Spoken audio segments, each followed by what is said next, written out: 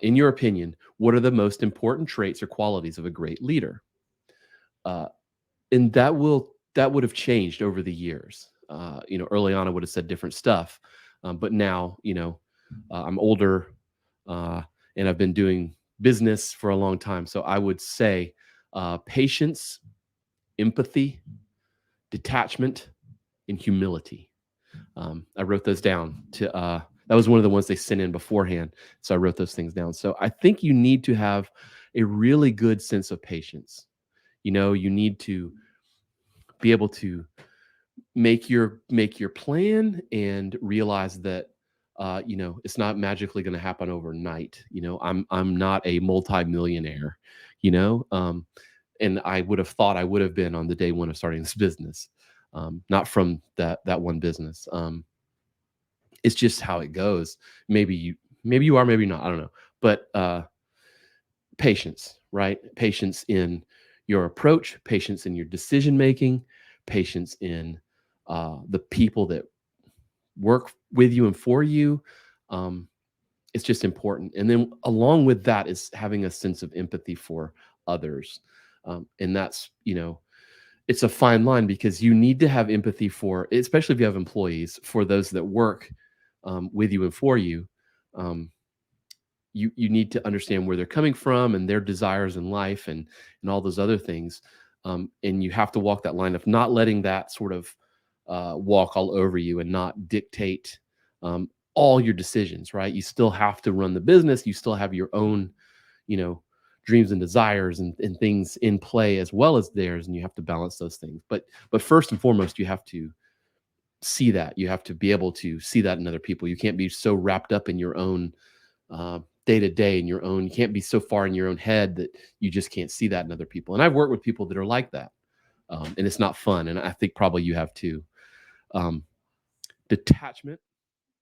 This was something that I never really thought about until I got into reading and listening and watching Jocko Willnick's podcasts and stuff. And he has the whole. And I've done a couple. I'll try to link them up on detaching, being able to detach, which is being able to be in a situation, whether it's good or bad or sticky or whatever, and being able to sort of pull back and see that macro, that 30,000 foot view um, of everything going on around you. You have to remove yourself, remove your emotions, like almost look at it like you were watching it as a third person, right? So, like, what advice would you give someone else that comes to you with the problem that you're, or the thing that you're in? Like, what advice would you tell them?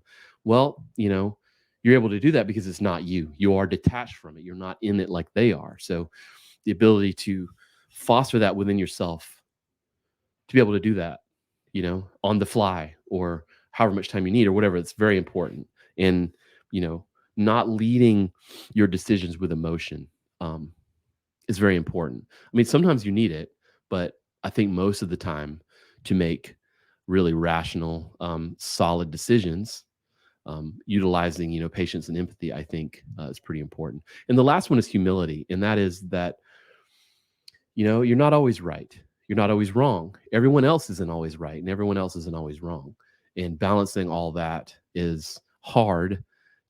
It's difficult to lower your ego shield enough to. I was just on another podcast talking to someone about, um, the reason why this person went into business, and it's the same reason I did. Is that I thought, I'm going to do this thing because I can do it better than everyone else, because it's me, because I'm awesome and I can do it better.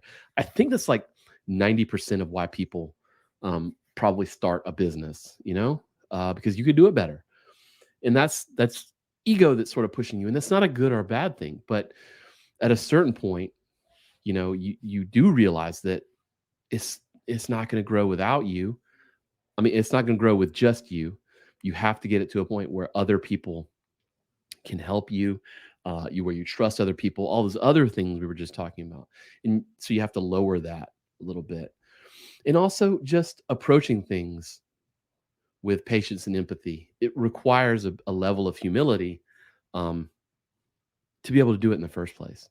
And you have to work on that. You have to build a certain level of self awareness to see where that ego becomes negative in you, you right? And also where it becomes a positive tool. You have to practice that. Um, and how do you work on developing these qualities in yourself? Um, I do those through learning, right? I listen to other people. I have mentors.